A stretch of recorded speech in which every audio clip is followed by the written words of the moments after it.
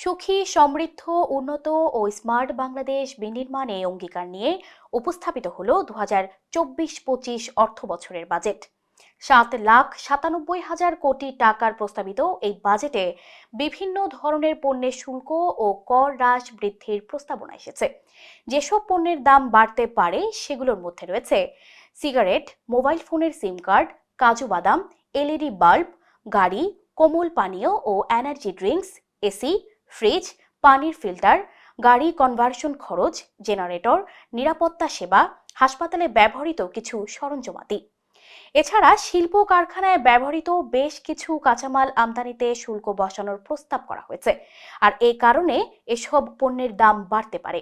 এ তালিকায় আছে অপরিশোধিত ভোজ্য তেল, শিরিষ কাগজ উৎপাদনে ব্যবহৃত টিউব লিসেনিং জেল, কৃত্রিম corundum, aluminium oxide, pad chips উৎপাদনে ব্যবহৃত ইথাইলিন গ্লাইকন, পানির মোটর উৎপাদনকারী অ্যালুমিনিয়াম ইনগট, ফ্লোরোসেন্ট বাতির যন্ত্রাংশ, কাঁচ, প্লাস্টিক, বাতি উৎপাদনে ব্যবহৃত অ্যালুমিনিয়াম এলয়ের দাম।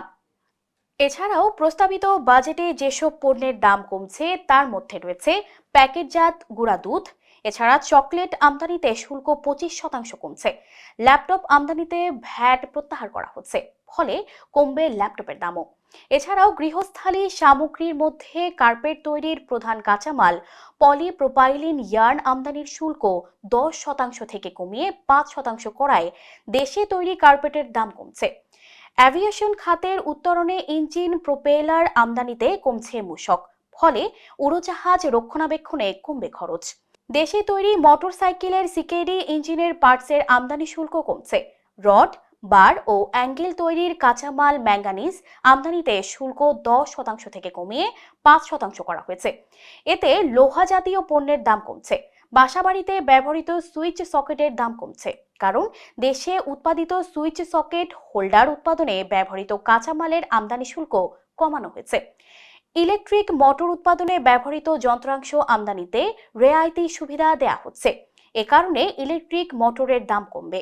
কাঁচামালের উপর আমদানি শুল্ক কমানোয় দাম কমছে ডায়ালাইসিসের জন্য ব্যবহৃত উপকরণ ডায়ালাইসিস ফিল্টারের। সার্কিটের উপর আমদানি শুল্ক 9% কমছে, এতে কমতে পারে ডায়ালাইসিসের খরচ। বৃহস্পতিবার বিকেলে জাতীয় সংসদে দেশের 53তম বাজেট উপস্থাপন করেছেন অর্থমন্ত্রী আবুল হাসান মাহমুদ আলী। এর মধ্য দিয়েই ঘোষিত হলো আওয়ামী লীগ সরকারের টানা চতুর্থ মেয়াদের প্রথম বাজেট।